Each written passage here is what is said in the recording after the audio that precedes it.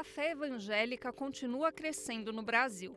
Dados do censo de 2022, divulgados no começo de junho, mostram que quase 27% da população brasileira se declara evangélica, um crescimento de mais de 5 pontos percentuais em relação ao censo anterior, de 2010, quando 21,6% diziam professar essa fé. Enquanto isso, o número de católicos encolhe.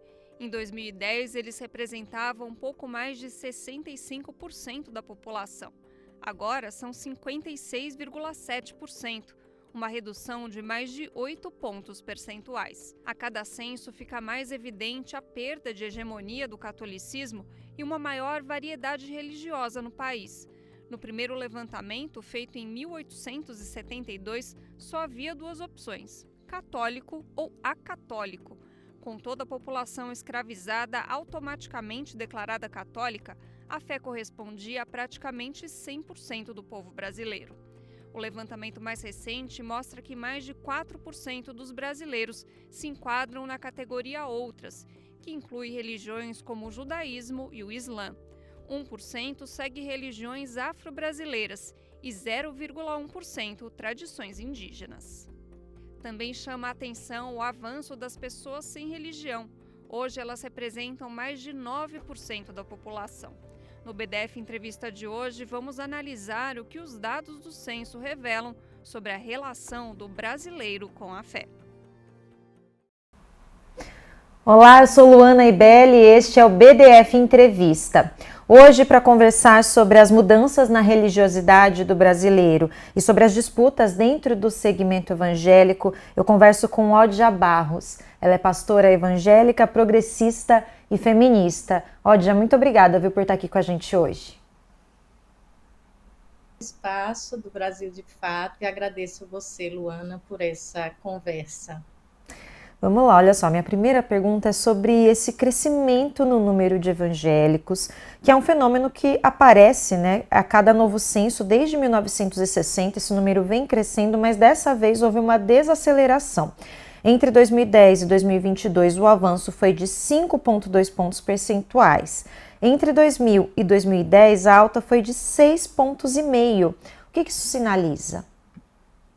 Bem, eu acho que isso, primeiro, confirma uma tendência, que vem se apresentando há décadas, desse crescimento evangélico brasileiro. Acho que, ainda que não na expectativa que se havia, anteriormente ao censo, que esse crescimento poderia ser maior, os dados confirmam, um crescimento, eu vou dizer até, de uma cultura evangélica no Brasil, mais do que um dado meramente, eu diria, religioso, é um dado cultural. Hoje existe a presença cultural evangélica no cenário público do Brasil, e isso certamente é confirmado com esses dados. E a diferença na expectativa que se havia e a que se apresentou menor não tira, eu diria, a força, eu diria, simbólica, cultural, política e religiosa desse segmento chamado hoje evangélico. Inclusive, tem um fenômeno bem interessante que alguns analistas têm observado, que é a questão dos desigrejados, Odja, que são os evangélicos que mantêm a fé, mas deixaram de frequentar as igrejas, geralmente por causa de alguma decepção aí com a instituição. E no Brasil, muitos católicos são não praticantes, a gente não tinha tanto esse segmento, isso sempre foi muito entendido como o católico não praticante, e agora a gente também tem esse fenômeno com os evangélicos. Queria te ouvir um pouco sobre isso, isso tem a ver também com uma maior inserção dessa cultura que você falou pra gente agora na sua primeira resposta. Sim, eu penso que existe aí também, nós precisamos falar isso quando tratamos dos números que nos revelaram o censo, o que o censo não nos entrega e o que o censo não é capaz de responder.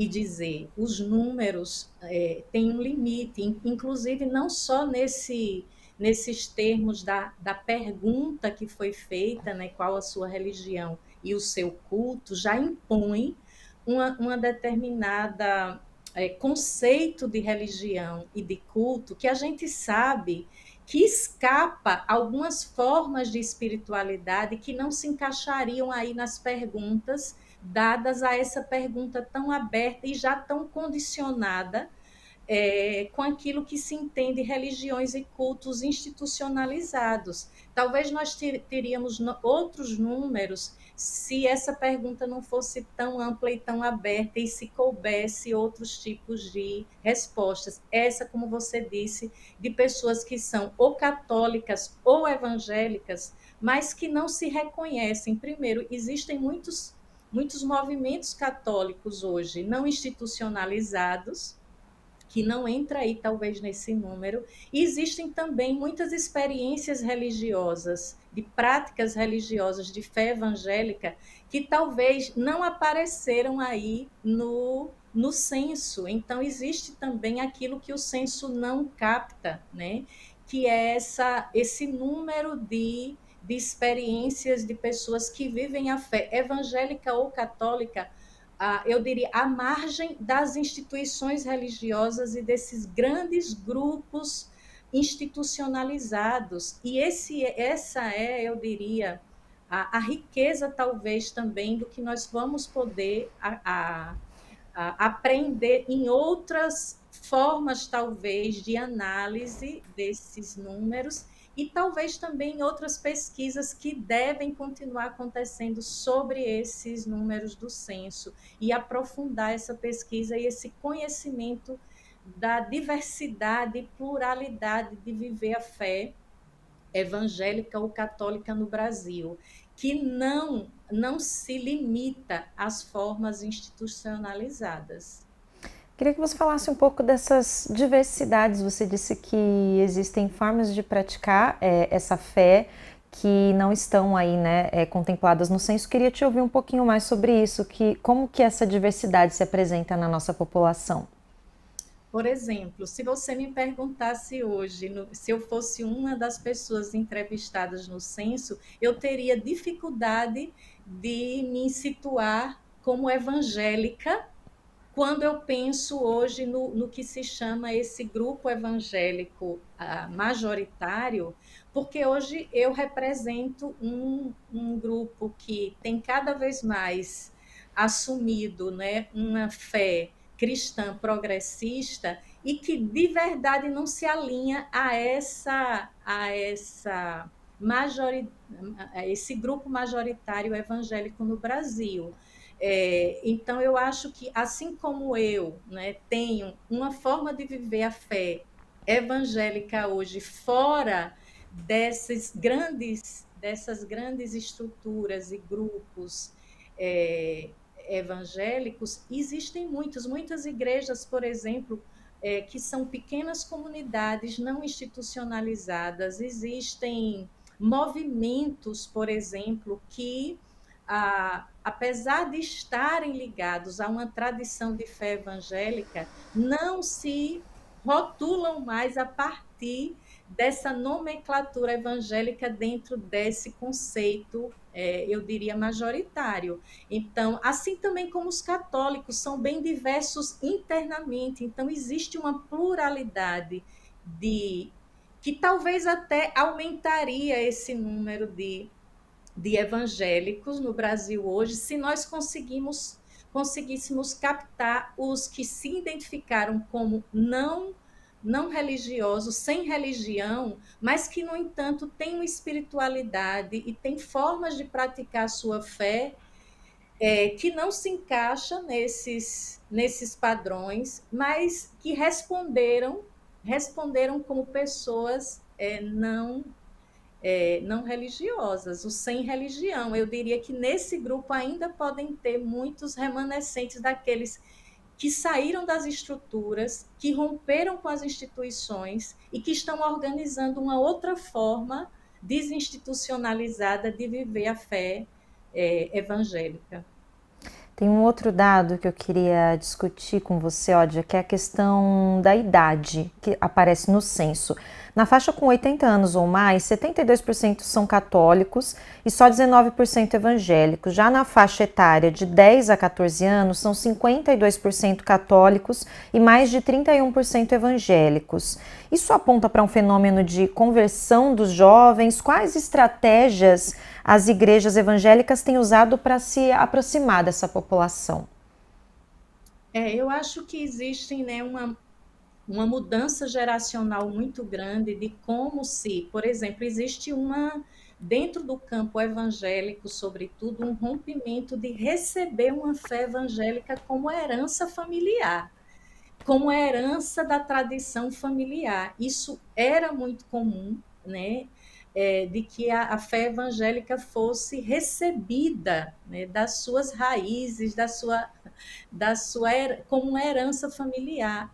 Nessa geração, não, há um outro movimento, inclusive há movimentos de ruptura com aquilo que se recebeu historicamente da família, mas há também novas formas de vínculos. Por exemplo, hoje existem muitos jovens que estão conectados a movimentos de fé, a, que funcionam e se organizam de outra forma. Eu vou mencionar rapidamente, por exemplo, como o movimento negro evangélico, como movimentos de diversidade, os movimentos de diversidade que já se organizaram, sejam católicos ou, ou evangélicos, e esses a maioria composto de jovens, de pessoas jovens. Então, eu acho que o que está acontecendo nessa nova geração é a ousadia, eu diria, de desenhar uma religiosidade, talvez, a partir de outros elementos e referências que não é mais o das instituições, como recebida pelos pais ou por outra geração.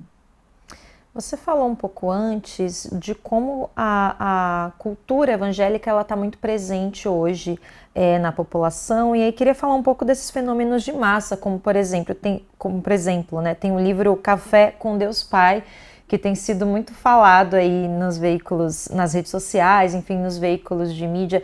Esse é um dos pontos que mostra também essa ascensão. Como que essa massificação também aparece assim na nossa sociedade? Pois é, eu acho que aí é que tem que contar, né? Esses dados não dizem só sobre religião, sobre a escolha religiosa da população.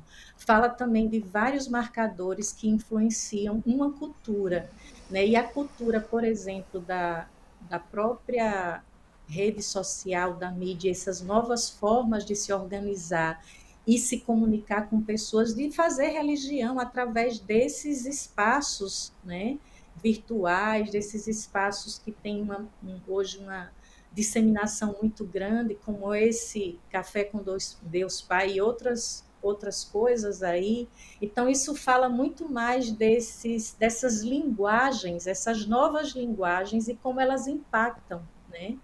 Elas impactam. Eu diria que aí caberia uma reflexão sobre também a cooptação da linguagem religiosa e da religião para outros tipos eu diria, de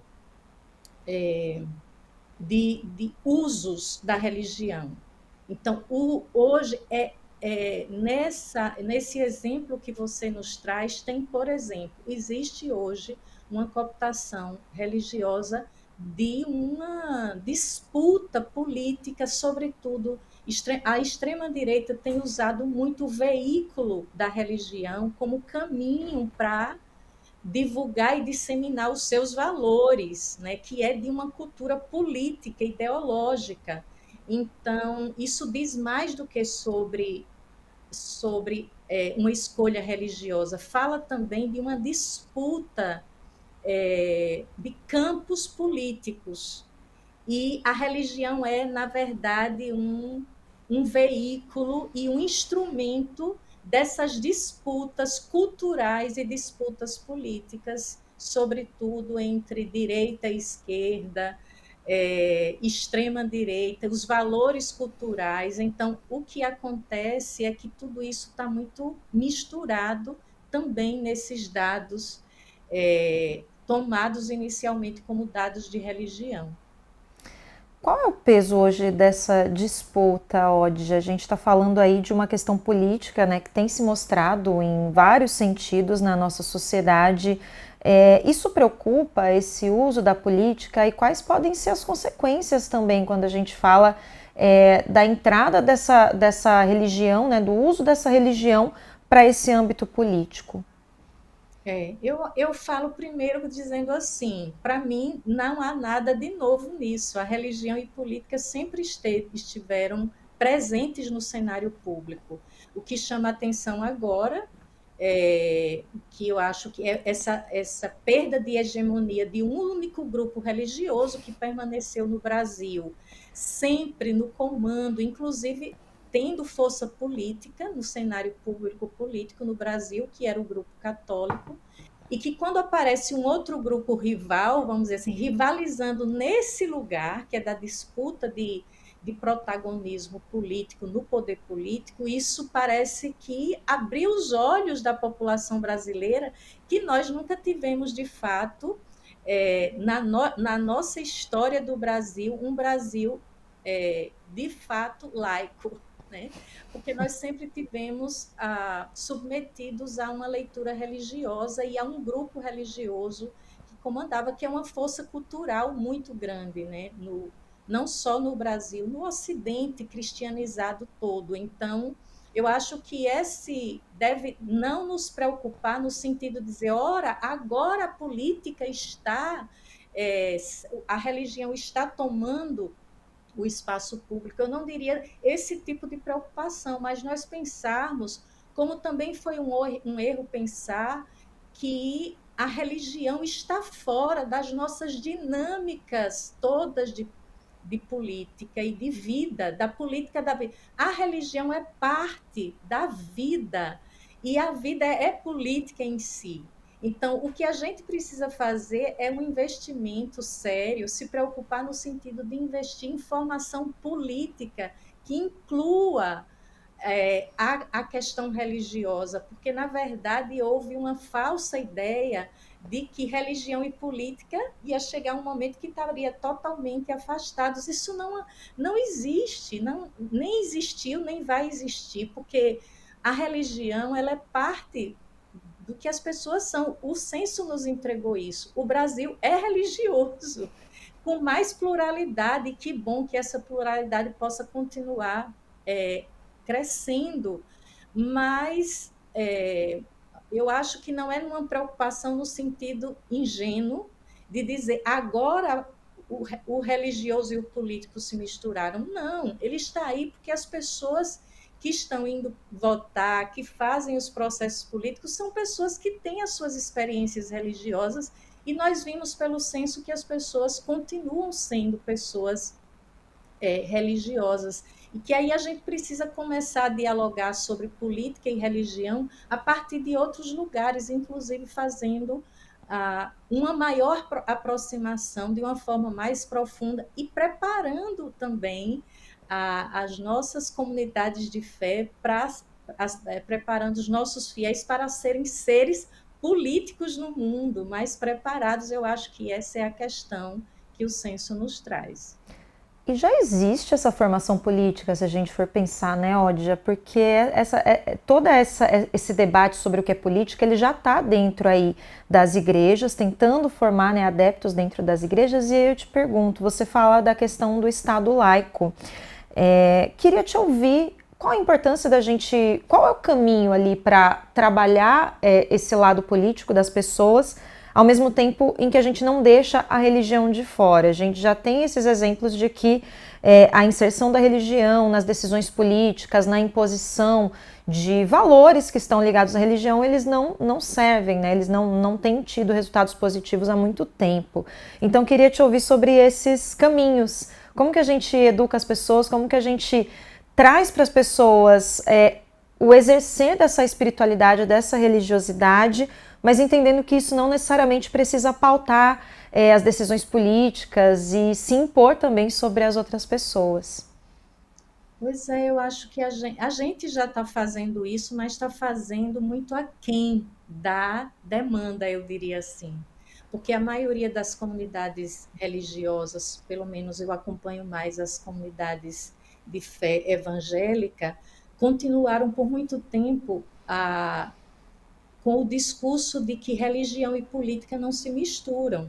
Era um falso discurso, e um discurso, inclusive, eu diria, ingênuo até, e que foi que caiu por terra. Os próprios grupos mais conservadores que levantavam a bandeira de que religião e política não se misturam foram os grupos que começaram a ver a potência que há na linguagem religiosa e a usar essa linguagem para fins de um projeto de poder político. Então, eu diria que por isso que eu me identifico como evangélica progressista, porque na minha forma de entender a fé é política, e a fé traz elementos tão importantes para a gente organizar as comunidades e as pessoas dentro eu diria, de uma ética política. A palavra ética tá fora de uso, né? Mas a gente precisa resgatar. A ética de fé, ela pode imprimir um valor importantíssimo na sociedade, no projeto de sociedade que nós podemos construir. Então, é sair desse lugar de que crente não se envolve com as coisas do mundo, da política, porque isso não existe, e dizer, olha, vamos contribuir com a nossa fé de forma ética, numa ética amorosa e que respeita o direito do outro, para a gente construir uma sociedade melhor. E eu queria chamar a atenção, sabe, a um dado que saiu essa semana fora do censo da religião. Por exemplo, eu vou dar um exemplo concreto. O feminicídio bate recorde no Brasil em 2024, né? 4 mulheres, pelo dado que saiu, né? Mortas por dia. Os dados nos traz isso. Aí, pastor, o que é que tem a ver, então, a gente falar de relação de formação política para as nossas comunidades de fé? Como é que a gente pode trazer aqui a disputa quem cresceu mais, católicos ou evangélicos? Os evangélicos vão se tornar maioria no Brasil? É essa grande pergunta e debate, parece uma corrida, né? Uma grande corrida, quem chega primeiro? E aí eu pergunto, e o que essa fé evangélica ou católica que cresce no Brasil muda esse dado? Interfere nesse dado de que, enquanto a fé cristã como um todo cresce, se juntar católicos e evangélicos, nós somos maioria no Brasil, e esse Brasil aumenta o número de assassinato de mulheres porque são mulheres. Então, assim, que contradição. Quando eu penso uma fé que seja política, é uma fé capaz de dizer isso tem a ver com fé e política. Como é que nós melhoramos esse mundo, essa sociedade, não disputando quem está no comando da política, do poder político nesse país, mas como a nossa fé, não é? Nesse Brasil cristão, vai interferir na mudança desse cenário que eu, como mulher, como alguém que lido exatamente com as questões das mulheres nesse país, como eu me pergunto como é que a fé está impactando isso. Então, quando a gente fala de trabalhar com formação política de evangélicos e católicos, é nesse sentido da nossa incidência, né, como grupos de fé, fazer diferença nessas realidades e nesses contextos. E acho que tudo isso tem muito a ver também, Odja, com algo que você já falou aqui sobre a fé ser um objeto de disputa. E esse é justamente o tema de um documentário produzido aqui pelo Brasil de Fato, que fala sobre a ascensão dos evangélicos no Brasil e os desafios para aqueles que não seguem a agenda conservadora. Vamos ver. antes da gente se definir como evangélico, a gente já se definia como protestante. Então a gente existe porque a gente resolveu protestar. Protestar contra o Estado, protestar a favor de um Estado laico. Em pensar protestantismo, pensar evangelicalismo, é pensar justamente esse processo da reforma protestante, é pensar uma postura crítica diante do Estado brasileiro.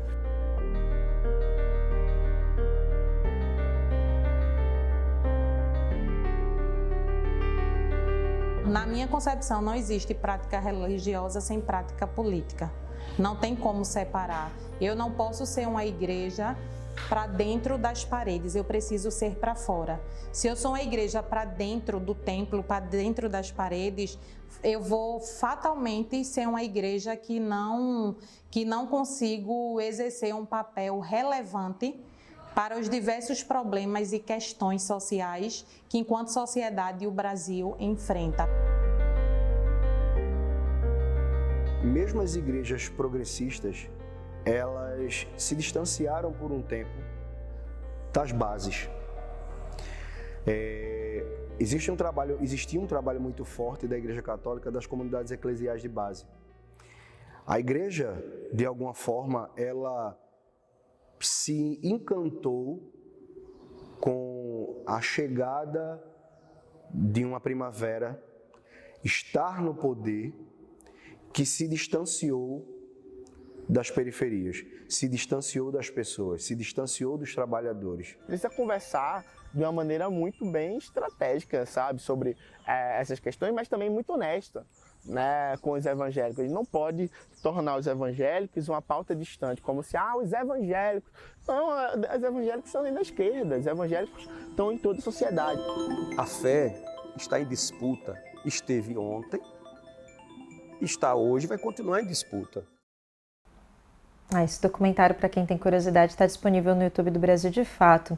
E aí, Odia, como a gente ouviu, ter um posicionamento crítico em relação às injustiças está na essência do movimento, né? Em seu primeiro nome, Movimento Protestante. Você acha que essa essência ainda está presente nas comunidades evangélicas que você acompanha? Sim, está muito presente. Elas não aparecem porque, inclusive, a gente tem que salientar a escolha da mídia, das grandes mídias, de o que ela quer apresentar sobre o mundo ou o movimento evangélico. Então, priorizam, né, mostrar aquilo que não traz e não revela aquilo que ainda é guardado dessa tradição, eu diria, de uma fé protestante crítica, que enfrenta o status quo e denuncia, né, as suas incoerências, suas injustiças, e propõe também transformação. Existe presente hoje no Brasil evangélico, né, essa fé evangélica protestante, crítica, política, que está inclusive na base das pequenas comunidades, inseridas profundamente nas comunidades, por exemplo, com a maioria evangélica hoje são mulheres periféricas, são mulheres pretas, né? São mulheres trabalhadoras e que estão, entendeu, assim, vivenciando uma fé justamente entranhada na vida e na política. Temos também movimentos organizando mulheres, organizando comunidades negras, organizando pessoas LGBTs que IAPN+, a fé sendo organizadora de movimentos sociais, de movimentos políticos. Então, nós temos ainda muito vivo, e eu diria que a minha esperança e a minha fé, né, ainda se alimenta dessa presença e dessa igreja, né, que não está de verdade voltada para as quatro paredes, não está alienada do mundo e da realidade, mas também não está na fé fazendo dela uso de um jogo político partidário, mas que estão realmente comprometidas com transformação real, sabe, da vida, da sociedade, sobretudo para os grupos mais vulnerabilizados. Então, Eu acho que isso precisa aparecer. O censo não deu conta e não vai dar conta de apresentar essa pluralidade, essa diversidade dos movimentos evangélicos, nem aparece a cara e o rosto dessa outra igreja evangélica que também cresce no Brasil, inclusive rompendo com as grandes instituições, e construindo na base outros movimentos que eu vou continuar apostando não, né, no crescimento numérico de evangélicos para mostrar algum tipo de ganho em disputa de poder religioso no Brasil, mas eu vou continuar apostando no desenvolvimento dessas outras formas de viver a fé evangélica no Brasil, que eu acho que também o desencantamento vivido pelo bolsonarismo dentro de muitas igrejas evangélicas revelou para muito dessa população, sobretudo jovem evangélica, que teve coragem de romper e está construindo outros espaços, outros movimentos, que no futuro poderão até aparecer de uma outra forma em algum outros censos que virão aí adiante. Onde existe uma crítica de alguns analistas, né, sobre esse afastamento das igrejas, ou na verdade dos campos progressistas, das periferias, enquanto os grupos conservadores passaram a atender algumas demandas desses grupos periféricos, quase que num trabalho de base que a gente vê ter resultado também, né, dentro desse avanço da extrema-direita. Como que é a tua avaliação a respeito disso? Você acredita que realmente houve esse distanciamento, né, dos campos mais progressistas das periferias? E como é possível retomar essa frente e também justamente trazer tudo isso que você tem falado, como trazer para a realidade isso ser talvez uma maioria, né, respeitando aí também todas essas bases que você falou da essência do movimento, vamos dizer assim.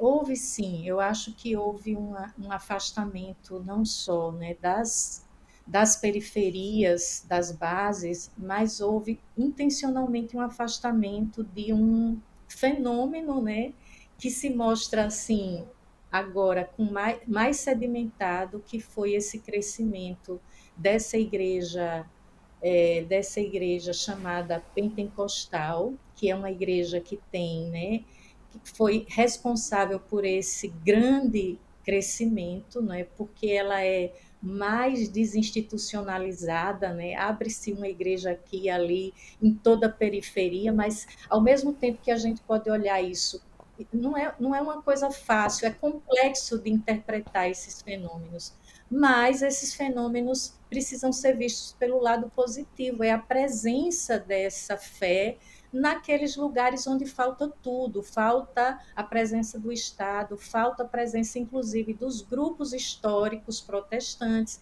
que se identificaram com as elites e não estiveram aí nessas periferias, e aí, claro, abriu esse espaço para que grupos religiosos fizessem uso disso para a construção de um poder, de um projeto de domínio e de poder político, usando a fé, a boa fé das pessoas, mas eu acho que há sempre caminho para a gente aprender e fazer diferente. Há um caminho de volta a fazer. E eu acho que tem sim uma preocupação hoje dos movimentos sociais, políticos, os partidos de esquerda, os movimentos querendo aprender, escutar, e é preciso, sobretudo, escutar esses grupos, a maneira de fazer, né? Fazer a tarefa de casa diferente, é deixar de ignorar ou de criticar esses grupos e se aproximar e escutar mesmo, sabe? Não é chegar querendo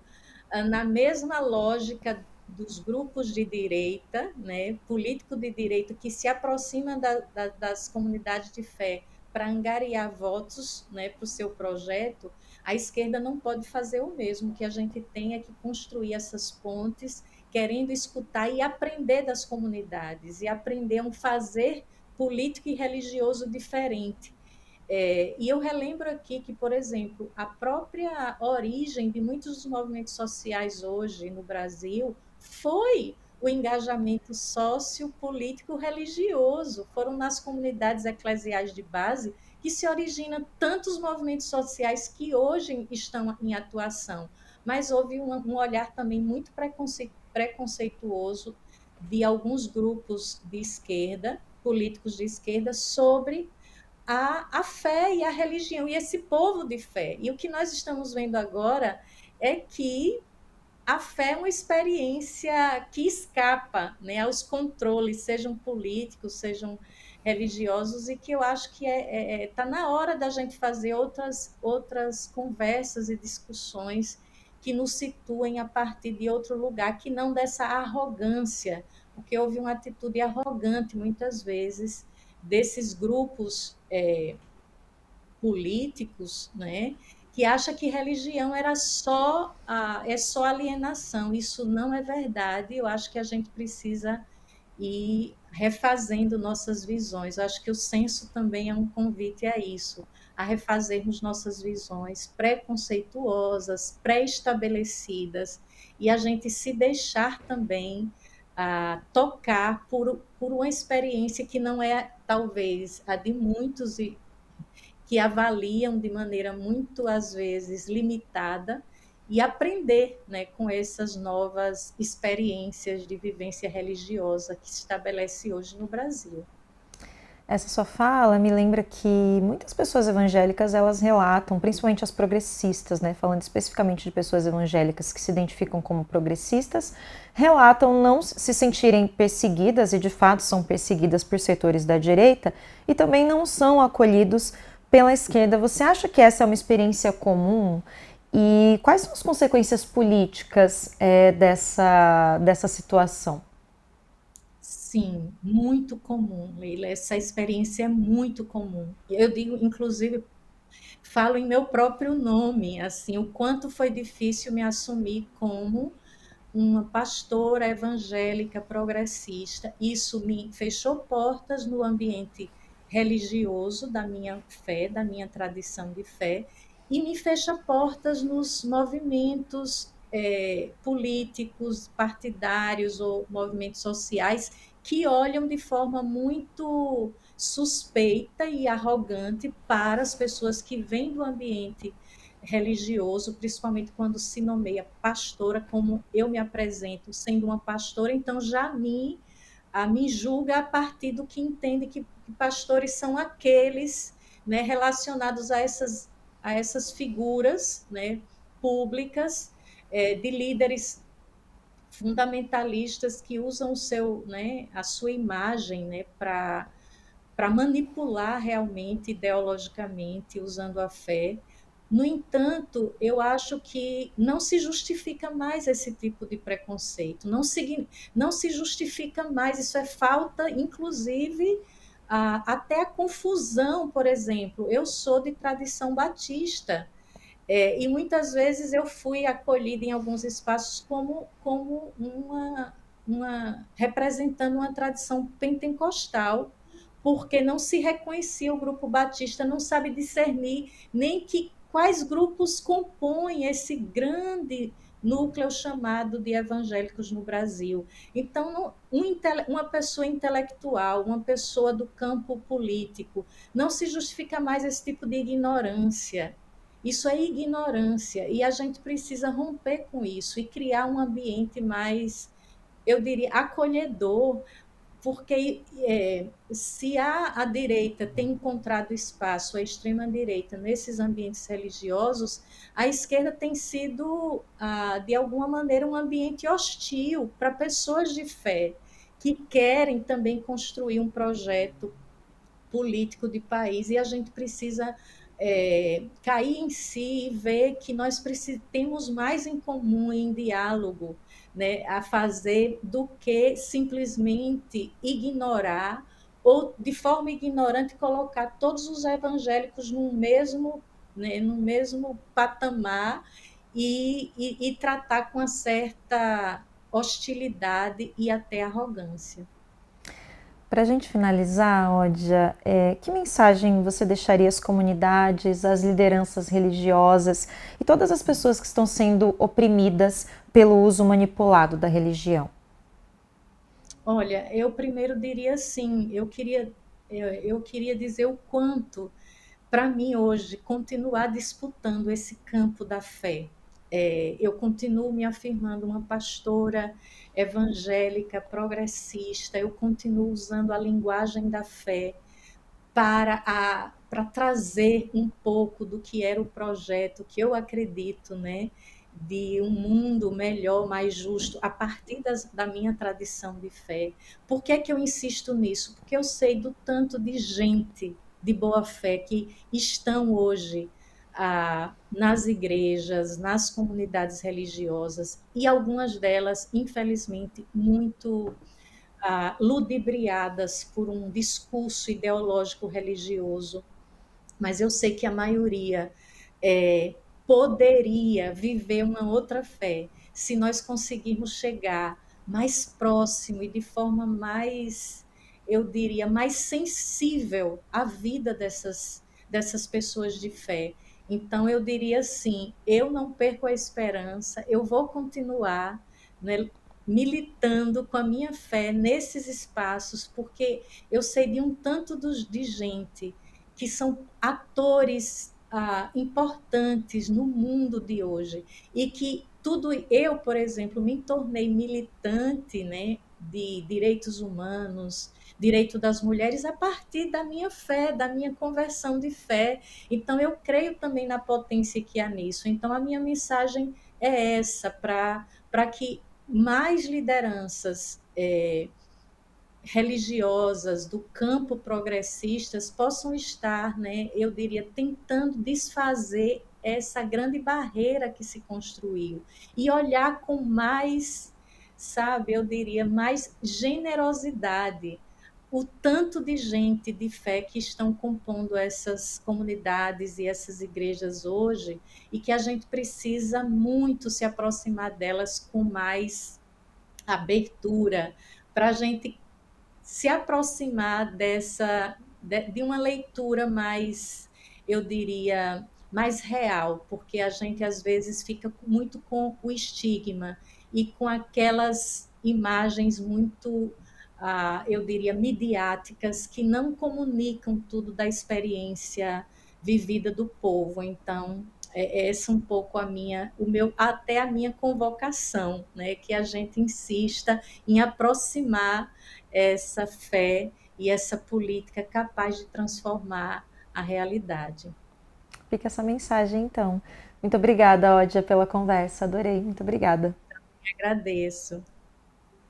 Bom, gente, esse foi o nosso BDF Entrevista. Muito obrigada pela companhia até aqui e até a próxima. Tchau!